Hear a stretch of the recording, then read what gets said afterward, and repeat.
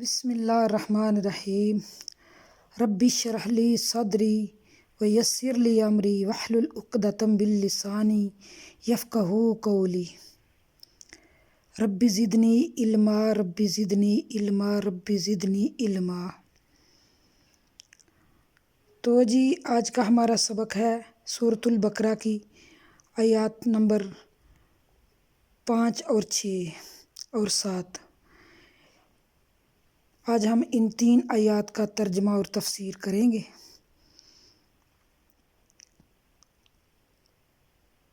یہی لوگ اپنے رب کی طرف سے ہدایت پر ہیں اور یہی لوگ فلاح اور نجات پانے والے ہیں۔ جیسا کہ یہ ان اہل ایمان کا انجام بیان کیا گیا ہے جو ایمان لانے کے بعد تقوی عمل اور عقیدہ صحیح کا اہتمام کرتے ہیں، محض زبان سے اظہار ایمان کو کافی نہیں سمجھتے۔ کامیابی سے مراد آخرت میں رضا الہی اور اس کی رحمت و مغفرت کا حصول ہے، اس کے ساتھ دنیا میں بھی خوشحالی اور سعادت و کامرانی مل جائے تو سبحان اللہ، ورنہ اصل کامیابی آخرت ہی کی کامیابی ہے۔ اس کے بعد اللہ تعالیٰ دوسرے گروہ کا تذکرہ فرما رہے ہیں جو صرف کافر ہی نہیں بلکہ اس کا کفر و عناد اس انتہا تک پہنچا ہوا ہے جس کے بعد اس سے خیر اور قبول اسلام کی توقع ہی نہیں کی جاتی۔ کافروں کو آپ کا ڈرانا یا نہ ڈرانا برابر ہے، یہ لوگ ایمان نہ لائیں گے۔ نبی کریم صلی اللہ علیہ وآلہ وسلم کی شدید خواہش تھی کہ سب مسلمان ہو جائیں اور اسی حساب سے آپ کوشش فرماتے، لیکن اللہ تعالیٰ نے فرمایا کہ ایمان ان کے نصیب میں ہی نہیں ہے، یہ وہ چند مخصوص لوگ ہیں جن کے دلوں پر مہر لگ چکی تھی، جیسے کہ ابو جہل اور ابو لہب وغیرہ، ورنہ آپ کی دعوت و تبلیغ سے بے شمار لوگ مسلمان ہوئے، حتیٰ کہ پھر بھرپور جزیرہ عرب اسلام کے سایہ عاطفت میں آ گیا۔ اللہ تعالیٰ نے ان کے دلوں پر اور ان کے کانوں پر مہر کر دی ہے اور ان کی آنکھوں پر بھی پردہ، اور ان کے لیے بڑا عذاب ہے۔ یعنی کہ یہ وہ لوگ ہیں جو کوشش کے باوجود بھی پھر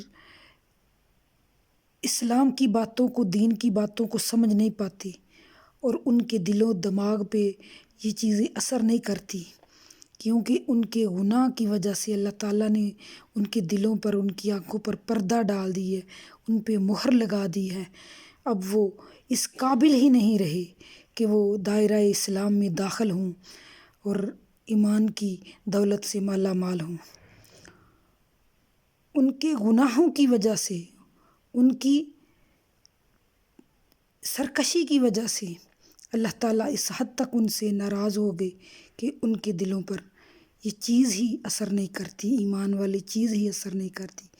یہ ان کے عدم ایمان کی وجہ سے بیان کی گئی ہے، چونکہ کفر و معصیت کے مسلسل ارتکاب کی وجہ سے ان کے دلوں سے قبول حق کی استطاعت ختم ہو چکی ہے، ان کے کان حق بات سننے کے لیے آمادہ ہی نہیں، اور ان کی نگاہیں کائنات میں پھیلی ہوئی رب کی نشانیاں دیکھنے سے محروم ہیں۔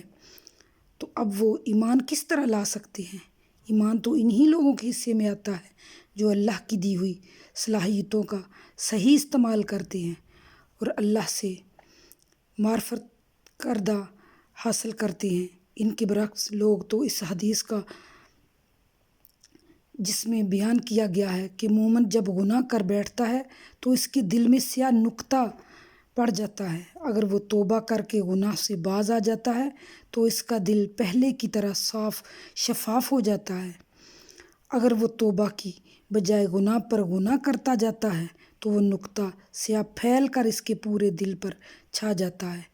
نبی کریم صلی اللہ علیہ وآلہ وسلم نے فرمایا، یہی وہ زنگ ہے جسے اللہ تعالیٰ نے بیان فرمایا ہے۔